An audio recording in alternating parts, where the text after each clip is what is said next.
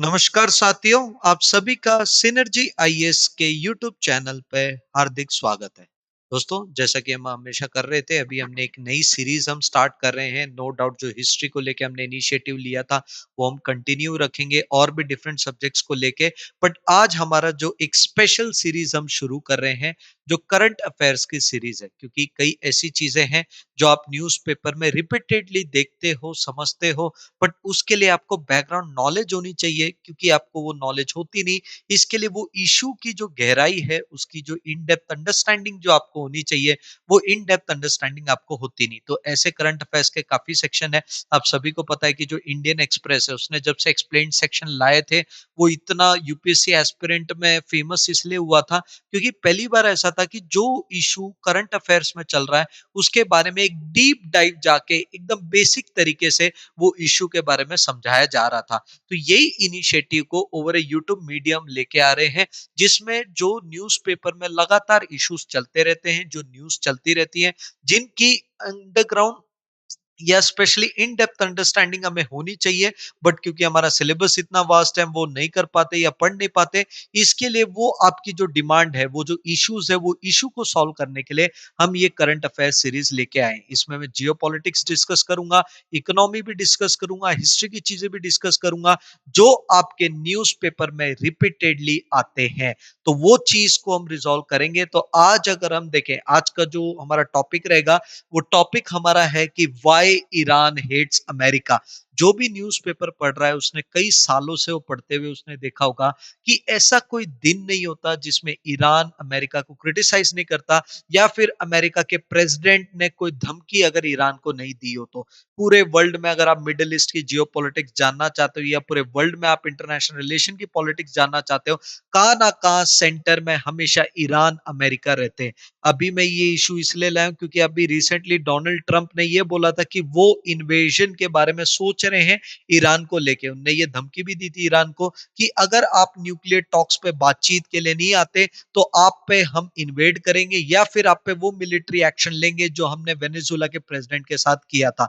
तो अगर present current affair में देखें, तो ईरान रिपीटेडली न्यूज में है, पिछले सालों से न्यूज में है। अगर कोई चीज इतनी रिपीट करती है, तो हमें वो जो इशू रहता है, उसके हर एंगल से सोचना चाहिए। वैसे तो जो जनरल करंट के जो इश्यूज रहते हैं, वो तो न्यूज़पेपर में कवर हो जाते हैं, बट एक हिस्ट्री है जो जनरली न्यूज़पेपर में कवर नहीं होती, जो पूरी तरह ईरान के आज जो क्राइसिस है उसको एक्सप्लेन करती है। तो वो जो हिस्टोरिकल स्टोरी है, वो मैं ये क्लास में आपके लिए लेके आया हूं, ताकि ये क्लास से आप कई चीजें समझोगे। सबसे पहले कॉलोनिज्म के बारे में सोच आप सीखोगे, इंपीरियलिज्म के बारे में सीखोगे, वर्ल्ड हिस्ट्री में स्पेशली कोल्ड वॉर की स्ट्रैटेजी आप देखोगे, और साथ साथ में अगर कोई आज कंट्री एक तरीके से बिहेव कर रही है, तो क्यों कर रही है, उसके जो पीछे का रीजनिंग है, वो आपको हेल्प करेगा। तो इंटरनेशनल पॉलिटिक्स हो, जियो पॉलिटिक्स हो, या आपका आईआर का पोर्शन हो, या फिर वर्ल्ड हिस्ट्री का पोर्शन हो, हर वो चीज जो डायमेंशन जो प्रेजेंट करंट के न्यूज से आ रही है, वो डायमेंशन हम ये वीडियो में कवर करेंगे। अगर मैं आज का देखूं, आज की जो हमारा टाइटल है, वाई ईरान हेट अमेरिका। सबसे पहले कोई भी कंट्री अगर न्यूज में होती है, अगर मैं बोलूं, मैंने एक शब्द में डिफाइन भी कर दिया है कि ईरान की हिस्ट्री जानना मतलब हिस्ट्री ऑफ ऑयल की जानना है, हिस्ट्री ऑफ पावर की जानना है, और हिस्ट्री ऑफ रेवोल्यूशन की जानना है। तो इसके लिए, हाँ, इसके लिए ये है। तो जो ईरान की history is nothing but A history of oil, power and revolution, ये आपको आगे पता चलेगा। अगर हम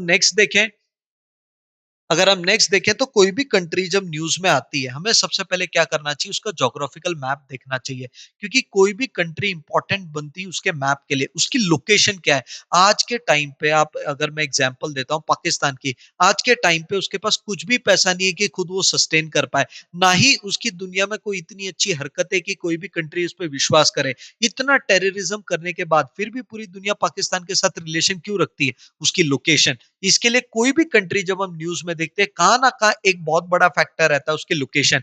अगर हम ईरान की लोकेशन देखें, तो Iran one of the rare country है जिसकी इतनी स्ट्रैटेजिक लोकेशन है कि कोई भी वर्ल्ड पावर कभी भी ईरान को इग्नोर नहीं कर पाएगी। ये पूरी हिस्ट्री से मैं आपको बताऊंगा, ब्रिटिश हिस्ट्री से, कि कैसे ईरान को कभी इग्नोर नहीं किया जा सकता। अगर आप ध्यान से देखोगे, ईरान को अगर आप ध्यान से अगर आप देखोगे, तो ये एरिया तो हो गया अपना मिडिल ईस्ट। मिडिल ईस्ट को तो जनरली हम ये भी कवर करते हैं, बट ये जो है एकदम मेन मिडिल ईस्ट का एरिया है। और अगर इसके ये ईस्ट साइड में देखोगे तो आपको पूरा सेंट्रल एशिया देखने को मिलता है। और खास बात ये कि अगर इधर से आपको इंडिया पे भी आना है तो ये जो रूट है वो ईरान का ही होगा। तो अगर हम लोकेशन देखें तो चाहे वो सेंट्रल एशिया का कवर हो या फिर पूरा का पूरा मिडिल ईस्ट का कवर हो, कहां ना कहां ईरान स्ट्रैटेजिकली इंपॉर्टेंट हो जाता है। और आप ये देखो इसकी बॉर्डरिंग कंट्री, इसके अगर साइड में ईस्ट में देखोगे तो ये पाकिस्तान है, फिर इधर है अफगानिस्तान, फिर इधर है तुर्कमेनिस्तान। तुर्कमेनिस्तान अपने आप में नेचुरल रिसोर्सेस में बहुत ज्यादा है। अफगानिस्तान में लगातार टेररिज्म चलता रहता है। पाकिस्तान तो अपना महान है ही।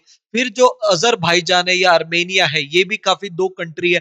फिर अगर आप देखोगे टर्की के भी बॉर्डर ईरान से लग रहे हैं, इराक के साथ भी इसके बॉर्डर लग रहे हैं। और खास बात है, सबसे मेन अगर ईरान की लोकेशन देखें ना तो सबसे मेन ये चीज है, ये जो इलाका है इसको हम बोलते हैं पर्शियन गल्फ। खास बात क्या है, जितनी भी ऑयल प्रोड्यूसिंग कंट्री है, लगभग जितना भी ऑयल प्रोड्यूस किया जाता है, कहां ना कहां उसका जो ट्रांसपोर्ट है वो ये एरिया से देखते हैं। अगर हम देखें तो इधर आपको कुवैत दिख रहा होगा, इधर आपको सऊदी अरेबिया दिख रहा होगा, इधर आपको बहरीन दिख रही होगी, इधर आपको कतर दिख रही होगी, इधर आपको यूएई दिख रही होगी, इधर ही आपको ओमान दिखेगी। इसका मतलब है जितनी भी मेजर, आप ये साइड से देखोगे तो कुवैत हो गया और थोड़ा सा एरिया इराक का भी आ जाता है। तो ले देखिए जितनी भी ऑयल प्रोड्यूसिंग कंट्री है पूरी दुनिया में, जहां भी तेल जाता है कहां ना कहां ईरान के बाजू से होके ही जाता है।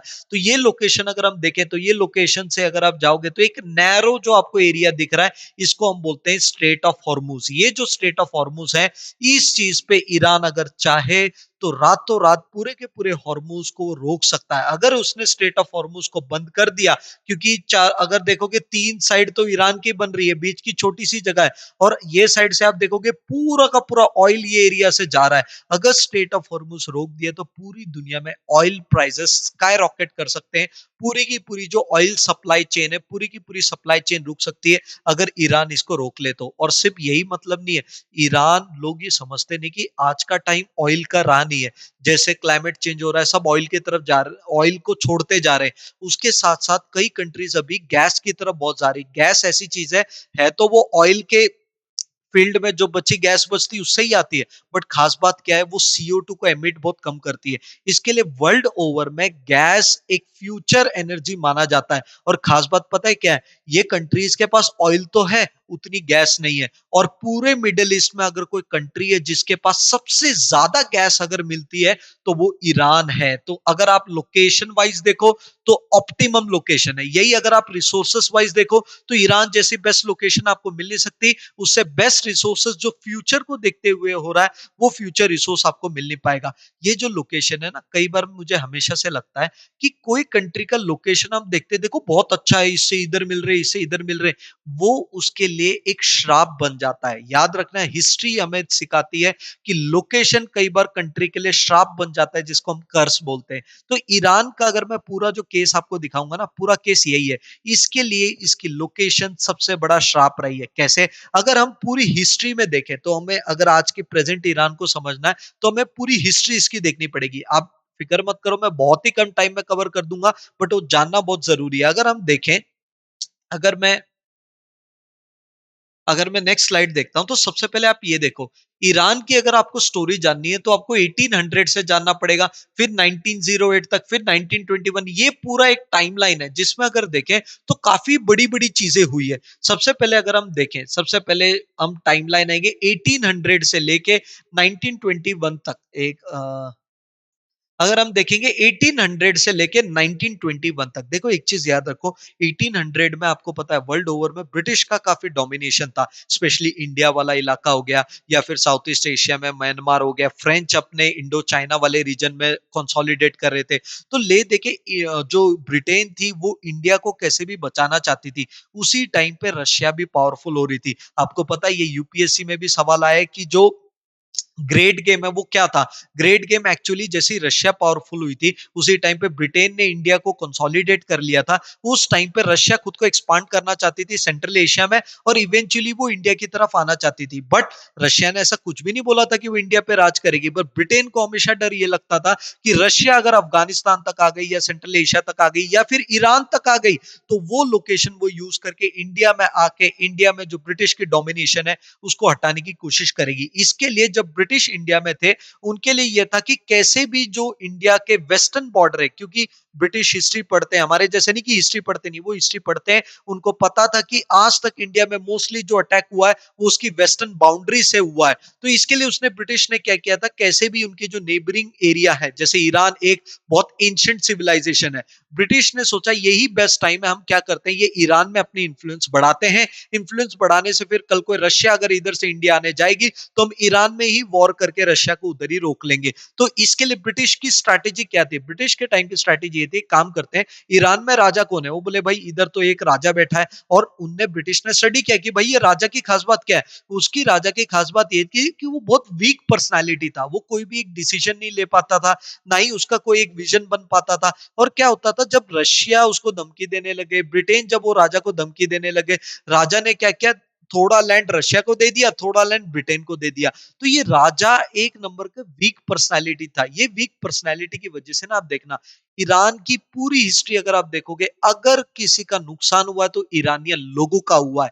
अगर हम देखें तो ये राजा क्योंकि वीक पर्सनालिटी था, इसने क्या किया, नॉर्थ का एरिया दे दिया रशिया को, जो ईस्ट का एरिया था थोड़ा दे दिया ब्रिटेन को, और दोनों को बोला कि हम आप में इंटरफेयर नहीं करेंगे, आप हमारे लैंड में मत आओ। बट खास बात क्या, ब्रिटेन कंटिन्यूसली वो राजा पे इन्फ्लुएंस डाल डाल के रशिया को उससे हटाने की कोशिश कर रही थी, और रशिया वो राजा को इन्फ्लुएंस करके ब्रिटेन को हटाने की कोशिश करती थी। इसको ही तो हम हमारे हिस्ट्री में बोलते हैं द ग्रेट गेम। ये जो ग्रेट गेम हुआ, अगर हम देखेंगे, ये जो ग्रेट गेम था जिसमें हमारी जो ब्रिटेन है वो आ रही थी साउथ से, रशिया आ रही थी नॉर्थ से, और ईरान तो बेचारा एक स्क्वीज हो गया था, जैसे आप ये जो अ, आपका जो नींबू होता है, नींबू को कैसे आप स्क्वीज करते हो, वैसे स्क्वीज हो गया था।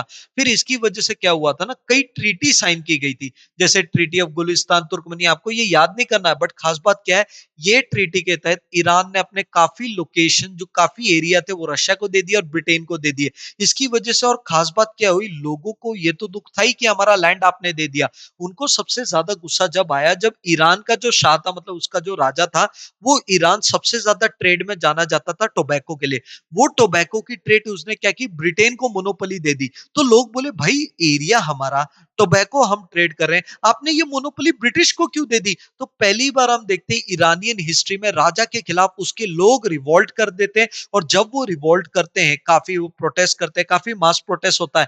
बट खास बात पता है क्या है, इसके लिए लोग बोलते हैं नहीं, हमें एक पार्लियामेंट चाहिए, हमें कॉन्स्टिट्यूशन चाहिए, हमें इंडिपेंडेंस चाहिए। बट प्रॉब्लम क्या है, ब्रिटेन राजा के साथ मिलके पूरे के पूरे जो डेमोक्रेसी के मूवमेंट है उसको क्रश कर देती है। आप एक चीज याद रखो, पूरी दुनिया में आज अमेरिका, ब्रिटेन ये ढिंडोरा पीटती है कि हम तो डेमोक्रेटिक देश हैं, हम पूरी दुनिया में ह्यूमन राइट्स लाना चाहते हैं, इसके लिए हम क्या कर रहे हैं, आपके बढ़ावा के लिए हम आपके देश के प्रोटेस्ट में आपकी हेल्प कर रहे हैं। बट एक चीज देखो, जब ईरान में डेमोक्रेसी आ रही थी, जब उसके लोग परेशान होकर खुद के राजा को हटाना चाहते थे, आपने क्या किया, वो लोगों की जो मूवमेंट है उसकी राजा की मदद करके क्रश करने का काम किया। ये सिर्फ पहली बार नहीं है, ये पहला कॉन्स्टिट्यूशनल रेवोल्यूशन हुआ था 1905 1911 में।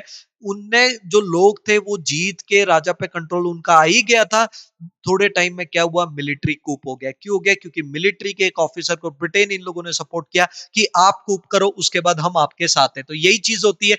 नेक्स्ट में क्या होता है, और खास बात ये होती है कि ये तो चलो 1921 में एक रेजा शाह करके एक मिलिट्री ऑफिसर होता है, जैसे ही ईरान के राजा के खिलाफ लोग खिलाफ जाते, थोड़ा बहुत जीतते, पार्लियामेंट अपनी बनाते, तुरंत ब्रिटेन क्या करती है, उनकी मिलिट्री को कांटेक्ट करके उनको बोलती कि भाई आप राजा बन जाओ, हम आपको सपोर्ट करेंगे। इसके लिए 1921 में ईरान की खुद की मिलिट्री क्या करती है, खुद के जो कॉन्स्टिट्यूशन है, जो पार्लियामेंट है, उसको हटा के खुद का रूल कर देती है। तो ये जो कूप है, इसके लीडर बनते हैं रजा खान। अब ये क्या करते हैं, पूरे के पूरे ईरान को मॉडर्नाइज करने की तो कोशिश करते हैं। यही वो है जिनने पर्शिया का नाम ईरान रखा था 1935 में। बट खास बात क्या है, इनका एक मिलिट्री कूप था, ये अपने देश में डिक्टेटरशिप लाना चाहते थे, जो लोग उसके खिलाफ थे। और पूरा गेम पता है चेंज का होता है, पूरा गेम चेंज होता है 1908 में, जब ऑयल डिस्कवरी होती है। आप याद रखना 1908 तक ब्रिटेन उसके राजा पे इन्फ्लुएंस इसलिए करना चाहती थी कि वो रशिया को दूर रखे। जब तक पूरी दुनिया में ऑयल डिस्कवर अच्छे से नहीं हुआ था, और ईरान में तो डिस्कवरी हुई नहीं थी, पता ही नहीं था कि ईरान में तेल है कि नहीं। सारा गेम चेंज होता है, सारी लोकेशन चेंज होती है 1908 में जब ऑयल डिस्कवरी होता है। जैसे ही ऑयल डिस्कवरी होता है, आपको पता है ब्रिटेन कैसी है, एक लुटेरों का देश था वो पहला। तो ये लुटेरे जैसे इनको पता चलता है कि भाई ईरान के पास इतना तेल है, कुछ भी करो ईरान पे कंट्रोल करो। बट खास बात ये है कि ब्रिटेन को एक चीज पहले से पता थी कि अगर मैं जाऊंगा उनके लोगों से बोलूंगा कि आपकी जो ऑयल की फील्ड है वो मुझे दे दो, आपका ऑयल मैं यूज करूंगा, इसका पैसा मैं कमाऊंगा, उसके लोग कभी भी नहीं मानेंगे उसको। इसी के लिए तो उसने रजा खान को सपोर्ट किया। क्यों? क्योंकि उसने देखा कि कॉन्स्टिट्यूशनली जो पहले का राजा था उसके खिलाफ लोग थे, लोग धीरे धीरे अपनी सरकार बना ही रहे थे। फिर ब्रिटेन ने देख लिया अगर लोगों ने सरकार बना ली तो हम जो तेल जो इनका लूटना चाहते हैं वो उनके लोग कभी भी हमें करने नहीं देंगे। तो क्या बोला, मिलिट्री के एक ऑफिसर को उठाया, पागल से ऑफिसर को, कि भाई तुम राजा बन जाओ, हम तुम्हें सपोर्ट करेंगे, तुम मिलिट्री कूप करो, सपोर्ट के बाद हमें ऑयल दे दो। वही हुआ।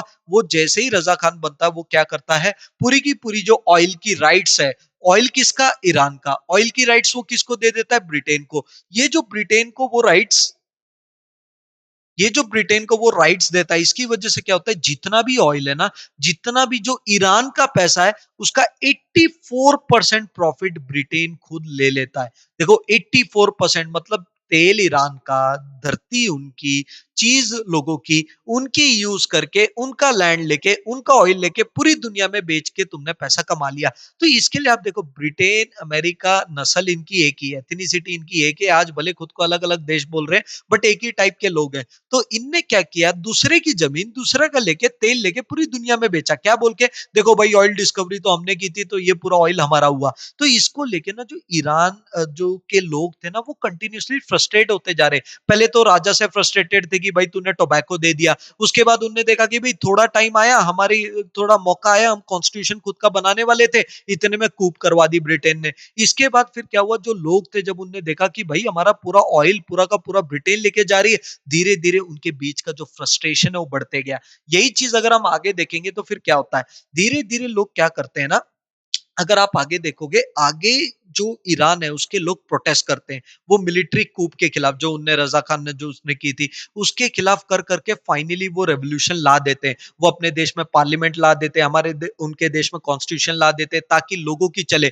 और ब्रिटेन को भी बोल देते कि नहीं भाई तुम्हें एक्स्ट्रा प्रॉफिट शेयर करने पड़ेंगे, आप पूरा नहीं ले सकते। इसके लिए ब्रिटेन और डरने लगी कि भाई इसके लोग पावरफुल होते जा रहे हैं, हमने पहले इनकी डेमोक्रेसी हटाई थी, अब वापस से डेमोक्रेसी लाने की बात करें। इसके लिए अभी क्या करते हैं, उनका एक बहुत बड़ा ईरान का नेता होता है जिसका नाम होता है मोजादेक। ये जो मोजादेक था ये पूरी दुनिया में फेमस हो गया था क्योंकि ये आदमी वो था जिसने रेवोल्यूशन लाने की ईरान में कोशिश की थी, जिसमें डेमोक्रेसी, मैं बोल रहा था ना कि राजा के खिलाफ हो गए थे, लोगों को पसंद नहीं आ रहा था कि कैसे उनकी जो चीजें ब्रिटेन के साथ बांटे जा रही है। इसके लिए लोगों का ही एक लीडर था मोजादेक, वो पूरी दुनिया में फेमस हो गया था कि भाई एक डेमोक्रेटिक आदमी, एक नेशनलिस्ट आदमी है जो ईरान की चीजें ईरान के लिए रखना चाहता है। बट क्या होता है, जब उसकी पॉपुलैरिटी ईरान में बढ़ती है, उसके लोग उसको सपोर्टर करके उसको वोट दे के हेड बना भी देते हैं। बट ब्रिटेन क्या करती है, कूप करवा देती है। कैसे कूप करवाती है, अब ये बात है पूरी वर्ल्ड वॉर टू के बाद की। देखो पहले तो थी वर्ल्ड वॉर टू से पहले, वर्ल्ड वॉर टू से पहले ब्रिटेन की चलती थी, बट वर्ल्ड वॉर टू के बाद खास बात ये होती कि ब्रिटेन हो गए, फ्रांस हो गए, जर्मनी हो गई, ये पूरी तरह कोलैप्स कर गए थे। ले देके वर्ल्ड में दो ही पावर बची थी, एक बची थी यूएस, एक बची थी अपनी सोवियत यूनियन। ब्रिटेन क्योंकि इनकी बहुत अच्छा भाईचारा है, क्योंकि लुटेरे लुटेरों की तो बहुत अच्छी दोस्ती बनती है, उनने अमेरिका को बोला कि भाई आप एक काम करो, अभी जो वर्ल्ड में हम कोल्ड वॉर चल रहा है, कोल्ड वॉर के लिए हमें पावरफुल होना है, पावरफुल होने के लिए हमें तेल चाहिए, तेल के लिए हमें ईरान की लोकेशन चाहिए, और ईरान की लोकेशन के लिए हमें चाहिए कि उधर डेमोक्रेसी हट जाए। वो डेमोक्रेसी हटेगी जब भी जाके हम उनको लूट पाएंगे। उसके राजा को सपोर्ट करना, एक राजा से लेना काफी इजी है रेदर देन लोगों से लेना। तो इसके लिए ब्रिटेन और अमेरिका जो पूरी दुनिया में डेमोक्रेसी बढ़ाने की बात करती थी, वो खुद ईरान की डेमोक्रेसी से डरती थी। उसने फिर क्या किया, ईरान की डेमोक्रेसी हटाने के लिए उसने सपोर्ट करना, पूरा सीआईए हो गई अमेरिका की हो गई, या M16 जो हमारी ब्रिटेन की हो गई, इनके स्पाई एजेंट साथ में मिले, इनने प्लानिंग किया, देखो हम ईरान में रेवोल्यूशन कराते हैं। मैं इसलिए बता रहा हूं दोस्तों, आपने देखा होगा कि करंट अफेयर्स में जो न्यूज है लगातार बोल रहे हैं कि ईरान के लोग प्रोटेस्ट कर रहे हैं, ईरान के लोग प्रोटेस्ट कर रहे हैं, ईरान के लोग प्रोटेस्ट कर रहे हैं, और डोनाल्ड ट्रंप भी लगातार यही मैसेज देते कि नहीं भाई प्रोटेस्टर तुम प्रोटेस्ट करो, हम तुम्हारे साथ हैं, हम तुम्हारे साथ हैं। ले देके मैं ये बोलूंगा कि नो डाउट ये जेन्यून है, बट कई देशों में जो प्रोटेस्ट है उसको मैन्युफैक्चर किए जाते हैं, और सीआईए जो अमेरिका की एजेंसी, उसके पास पूरा कंट्रोल होता है कि कैसे कोई कंट्री में हमें इधर रेवोल्यूशन करवाना है, इधर लोगों का प्रोटेस्ट करवाना है, ताकि सरकार पे प्रेशर डाल के खुद का कंसेशंस ये निकाल सके। इसके लिए अमेरिका ने क्या किया, अमेरिका और MS-16 ने पूरा एक प्लानिंग की कि कैसे इनका जो डेमोक्रेटिक प्राइम मिनिस्टर है उसको हम हटा दें। इसके लिए फिर क्या किया, इनने सड़कों पे प्रोटेस्ट करना चालू करवाया। लोगों को बोला कि भाई ये गलत करा है, लोगों को कई भड़का दिया, नेगेटिव मैसेज उनको दिया। उसके साथ-साथ कई सीक्रेट गैंग्स को बोला कि आप जाके स्ट्रीट पे वायलेंस करो। उनको हथियार दिया, उनको पैसा दिया, ये बोला कि भाई जाके आप किसी को भी गोली मार दो, ताकि इससे फिर क्या होगा, मिलिट्री आएगी, मिलिट्री आप पे अटैक करेगी, फिर आप उन पे अटैक करना, फिर पूरी दुनिया के आगे हम हमारी मीडिया को यूज करके ये बताएंगे कि जो ईरान की सरकार है वो खुद के लोगों के खिलाफ ही गोली मार रही है। अभी भी जो ईरान में प्रोटेस्ट चल रहा था ना, एक खास बात पता चली थी, कई प्रोटेस्टर जो वायलेंस कर रहे थे वो CIA के फंडेड थे। तो यही चीज उन लोग करने लगे। तो ये पूरा का पूरा जॉइंट ऑपरेशन उनने बनाया था, जिसमें उनने स्ट्रीट वायलेंस करवाई, जितनी भी ईरान के मिलिट्री ऑफिसर थे उनको ब्राइब किया, उसके बाद बाद कई न्यूज़पेपर्स को बढ़ावा दिया। जो रिलीजियस लीडर है, क्योंकि वो शिया इस्लाम है, इस्लाम आपको पता है ऑलरेडी लोगों पे बहुत ज्यादा इन्फ्लुएंस होता है, उनकी शिया लीडर्स को पैसा खिलाया कि आप ईरान के जो डेमोक्रेटिक लीडर है उसके खिलाफ आप बोलो। तो इनने क्या किया, पूरा का पूरा करके कई अटेम्प्ट किया। सबसे पहला जब अटेम्प्ट किया था, जिसमें लोग शाह के घर पे ही पहुंच गए थे, तो उसका जो शाह था वो भाग के चला भी जाता है। उसके बाद ये सेकंड अटेम्प्ट भी ट्राई करते, वो भी हो जाता है। बट ले दे के पॉइंट क्या है, आप पॉइंट ये है कि ले दे के मुजाहिद को अरेस्ट कर लिया जाता है, हाउस अरेस्ट उसको कर लेते जब तक वो 1967 में डेथ नहीं होती। तो इसका मतलब है कि उनका एक डेमोक्रेटिक लीडर, जो जब हमारा देश भी आजाद हुआ था उसी टाइम पे उनका देश भी बढ़ रहा था, उनका डेमोक्रेटिक लीडर खुद को देश को बदलना चाहता था, खुद के ऑयल देश के लोगों के लिए यूज करना चाहता था। बट अमेरिका और ब्रिटेन ने क्या किया, उसको गद्दी से इसलिए हटा दिया क्योंकि वो अच्छे से लूट नहीं पा रहे थे ऑयल और उसकी स्ट्रैटेजिक लोकेशन को लेके। फिर क्या होता है नेक्स्ट, अगर हम देखें तो अभी क्या होता है, इन लोग जो है अमेरिका है, इनमें से कोई एक आदमी को पकड़ लेती है, जो एक शाह होता है, एक मिलिट्री ऑफिसर होता है, जिसको बोलती है भाई तेरे को राजा बना देंगे, तू राजा बन, बट हमको लेने दे, और कोई डेमोक्रेसी तुम्हारे देश में होनी नहीं चाहिए। इसके लिए फिर क्या हुआ, तो ये जब राजा आता है, जो शाह आपने देखा होगा, प्रेजेंट जो शाह की बात की जाती है, ये 1953 से 1979 तक रहते हैं। इसमें फिर क्या करते हैं, क्योंकि ये जो सरकार है ये खुद के लोगों को बेच रही है, अगर देखें खुद का सामान आप अमेरिका को बेच रहे हो ये बोल के कि अमेरिका ने हमें राजा बनने में मदद की है। तो ये चीज के लिए इसने क्या किया, लगातार अपने देश की जो ऑयल है चीजें सब बांटते गया। आपको पता है पहले तो 84% जितनी भी कमाई होती थी ब्रिटेन लेती थी, बट वर्ल्ड वॉर 2 के बाद जो कूप हुआ था, क्योंकि यूएस ने भी उसकी मदद की थी, तो दोनों भाई आपस में तो आधा आधा जो लूट है वो उनने बांट लिया था। तो 46% जो राइट था वो मिला था यूएस को, और बाकी जो राइट है वो मिला था ब्रिटेन को।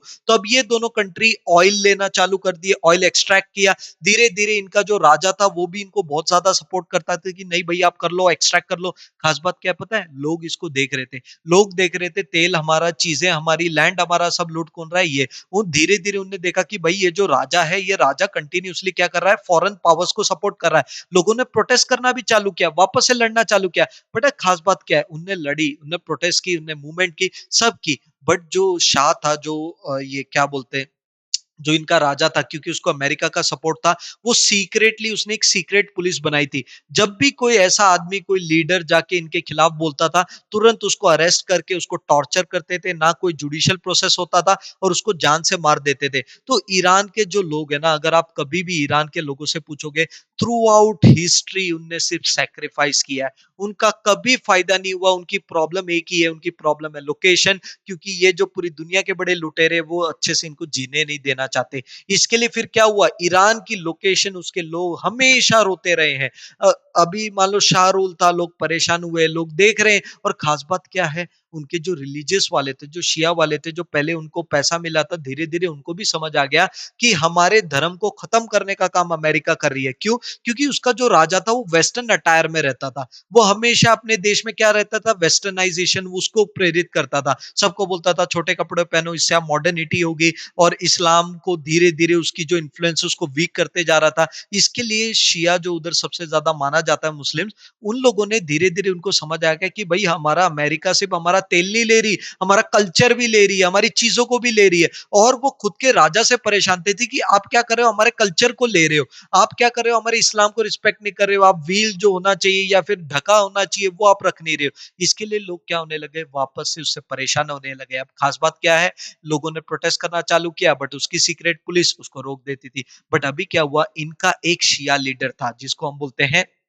खोमनी। ये जो अयोताला खोमनी है, जो लीडर इनके बने थे, ये एक रिलीजियस टीचर ही थे, एक नॉर्मल मुल्ला थे, मौलाना थे, जो अपने मस्जिद में पढ़ाते थे। इनने देखा कि देश में कैसे हमारे वेस्टर्नाइजेशन बढ़ाने की वजह से हमारा कल्चर को लिया जा रहा है, साथ साथ में हमारे ऑयल को लिया जा रहा है। इनने क्या किया, धीरे धीरे सरकार के खिलाफ बोलना चालू किया। जैसे ही उनने न्यूज़पेपर में आर्टिकल लिखे, लोगों को स्पीच देने लग गए कि हमारी सरकार हमारी नहीं है, वो दूसरे देश की बन के रह गई है, तो सरकार क्या करने लग गई, अपनी सीक्रेट पुलिस इनके पीछे लगा दी। ये क्या करे, भाग के ये 1964 में चले गए फ्रांस में, उधर वो रहने लग गए, ताकि वो बचना चाहते थे, क्योंकि ईरान में अगर रहेंगे तो फिर क्या होगा, अरेस्ट करेंगे, टॉर्चर करेंगे, जैसे दूसरों के साथ करे। ये खोमनी फ्रांस में जाने के बाद रेडियो की यूज करके, अपने आर्टिकल यूज करके ईरान में लगातार लेटर लिख के भेजते रहते थे कि कैसे जो ये रिजीम है, कैसे हमारा जो पूरा, ये क्या बोलते हैं, पूरा का जो हमारा ऑयल है, हमारा कल्चर है, उसको डिमोनाइज कर रही है। लोग भी धीरे धीरे खोमनी को सुपरस्टार मानने लगे कि भाई तू ही आदमी है जो लगातार खुद की सरकार के खिलाफ लड़ रहा है, ताकि हमको आजादी मिल पाए और हमारे कल्चर के बारे में सोच पाए। देखो, यही गेम चेंज होता है। लोगों ने खोमनी पे सपोर्ट किया क्योंकि वो रिलीजियस लीडर था, उसको खुद का लीडर बनाया क्योंकि लगातार वो सरकार को क्रिटिसाइज कर रहा था। खास बात यह है, लोगों ने क्रिटिसाइज किया, मदद भी की। एक टाइम क्या हुआ, सरकार के खिलाफ जाके रिवोल्ट कर दिया लोगों ने, और फाइनली वो सरकार को हटा भी दिया। वो जो राजा था वो तो भाग के दूसरे देशों में चला गया, उनने रेवोल्यूशन भी किया। और खास बात क्या है, जब लोगों ने रेवोल्यूशन किया ना, तो खोमनी को इनवाइट किया, जो फ्रांस में बैठा हुआ था। जैसे ही खोमनी वापस से इधर आते हैं, तो उसकी इतनी तारीफ ईरान करता है, इतना उसको पावर देता है, इतनी रिस्पेक्ट करता है, इतनी उसके लिए पॉजिटिव मूवमेंट चलाता है कि भाई तुम्हारी वजह से हम अवेयर हुए, अवेयर होने के बाद हमने ये कार्य किया, इसके लिए आज ईरान हमारा आजाद हो पाया। बट गेम पूरा इधर होता है कि लोगों ने सपोर्ट खोमनी को इसलिए किया था कि वो उनको आजादी दे पाए अमेरिका लेड गवर्नमेंट के लिए। बट खोमनी ने क्या, आने के बाद ये बोला कि नहीं भाई, हमने आजादी तो ले ली, बट अभी हम इस्लाम की तरफ हमें ज्यादा जाना पड़ेगा, हमें इसके एक्सट्रीम हमें जाना पड़ेगा। इसके लिए उसने क्या की, पूरी सरकार खुद के धर्म गुरु में बांट दी। आज Iran one of the rare देश है जिसमें उसके रिलीजियस जो लीडर हैं वो देश पे राज करते हैं। बोलने के लिए तो उधर प्रेसिडेंट भी है, बोलने के लिए उधर प्राइम मिनिस्टर भी है, बट खास बात क्या है, वो कोई भी डिसीजन लेने से पहले उनके जो धर्म गुरु हैं, जो अयोताला है, उनकी परमिशन उन्हें लेनी पड़ती है। तो ले देके इनने क्या किया, लोगों ने सोचा डेमोक्रेसी आएगी, बट ये लीडर तो बने, इनने क्या किया, पूरी पावर खुद के हाथ में रख ली। तो लोगों के साथ, ईरान के लोगों के साथ सिर्फ बाहर वालों ने फ्रॉड नहीं किया है, इनके खुद के लोगों ने भी इनके साथ फ्रॉड किया है। तो वही चीज अयूताला ने की, इसने क्या किया, अपनी खुद की रिलीजियस गवर्नमेंट बना दी, डिक्टेटरशिप बना दी, स्ट्रिक्ट स्ट्रिक्ट नियम अपने देश में कर दिए। जैसे एक लड़की थी, रिसेंटली वो हुआ था, जिसने एक जो अपना बुरखा जो है, क्योंकि उसने फेस अच्छे से कवर नहीं किया था, ईरान की जो पुलिस है वो उसको रोड पे लाठियों से मार मार के उसकी जान ले लेती है। क्या बोल के कि तुमने अपना बुरखा अच्छे से नहीं पहना था। तो हमने, ईरान के लोगों ने क्यों लड़ाई की थी, पूरी क्यों बहस की थी, ये सोच के कि कल को हमारा देश है, हम खुद हम पे राज करेंगे, अच्छे से करेंगे। इनने क्या किया, हमने इसको सपोर्ट किया क्योंकि सरकार के खिलाफ बोल रहा था। इसने खुद की एक इस्लामिक गवर्नमेंट बना ली, और इस्लामिक गवर्नमेंट लगातार हमारे राइट्स को लेते जा रही है। यही राइट्स की वजह से तो पूरी की पूरी हो रही है। बट खास बात क्या है, ईरान के लीडर को भी अच्छे से पता है कि मेरे जो लोग हैं वो पूरी तरह मेरे साथ खुश नहीं है। तो अब देखो, अगर आगे आप देखोगे, किस किसने सपोर्ट किया, जितने भी पुअर लोग थे, सेक्युलर थे, मिडिल क्लास थे, क्लर्गी थे, सब ने इनको सपोर्ट किया। बट इनने क्या किया, खुद को सबको हटा के, लेफ्टिस्ट लिबरल सबको उनको हटा के, मार के, खुद की एक रिलीजियस गवर्नमेंट ईरान में बना दी, जो आज के टाइम पे है। नेक्स्ट फिर अगर हम देखें, तो उस टाइम पे आपको पता है, जब से ये खोमनी आए, अय्युतला, इनको एक चीज पता है कि हमें एक डिक्टेटरशिप ईरान में रखनी है। बट खास बात है कि ईरान के लोगों को हम कन्विंस कैसे करें कि हम हमारे आपके देश पे राज करें। तो वो कन्विंस करने के लिए उनने क्या किया, लगातार अमेरिका का उसको डर बताया, क्योंकि हिस्ट्री में अमेरिका, ब्रिटेन ने हमेशा लोगों के खिलाफ ही काम किया, ईरान के लोगों के खिलाफ। तो अय्युताला ने लगातार इनको, अपने लोगों को दिखाया कि भाई अमेरिका तुम्हारे खिलाफ है, वो वापस से कल्चर लाना चाहता है, वो वापस से पुराना राजा लाना चाहता है, वो वापस से तुम्हारा तेल लेना चाहता है, और हम तो आपके सेवियर हैं, हम तो आपको बचाने के लिए है। तो लोग बोलते हैं अच्छा, आप आपको बचाने के लिए है, फिर बोलते देखो, अगर आपको बचाना है ना, तो हमें पूरा कंट्रोल करना पड़ेगा। ले देके उन्हें डेमोक्रेसी मूवमेंट से वो आए, बट डेमोक्रेसी को हटा के खुद राजा बन के बैठ गए। तो वही चीज हमको देखने मिला, और एक बार लोगों के साथ फ्रॉड हुआ, जिसमें अगर आप देखोगे कि ईरान के लोगों ने कितना सैक्रिफाइस किया। अगर हम नेक्स्ट देखें तो ईरान के जो खौमनी है 1997 से 2005, इनने काफी मूवमेंट भी किया, पूरा ये किया भी, बट इनने खास बात क्या थी, इनने अपने देश में डिक्टेटरशिप लाई। ये डिक्टेटरशिप से लोग अभी परेशान होते जा रहे हैं, बट जितने लोग फ्रस्ट्रेट होंगे ना, उतना ईरान अमेरिका के खिलाफ जाएगा। और खास बात यह कि ईरान का एक रिलीजियस रीजन भी है, वो चाहती है कि पूरे इस्लामिक वर्ल्ड में, क्योंकि शिया मुस्लिम के वो हेड है, वो चाहती है पूरी इस्लामिक वर्ल्ड में हमारा कंट्रोल हो। खास बात ये, इस्लामिक वर्ल्ड पे कंट्रोल करने के लिए आपको मिडिल ईस्ट पे कंट्रोल करना पड़ेगा, और मिडिल ईस्ट पे कंट्रोल करने के लिए जरूरी है कि उधर के मुसलमानों को यह बताना पड़ेगा, आप हम आपके मसीहा है।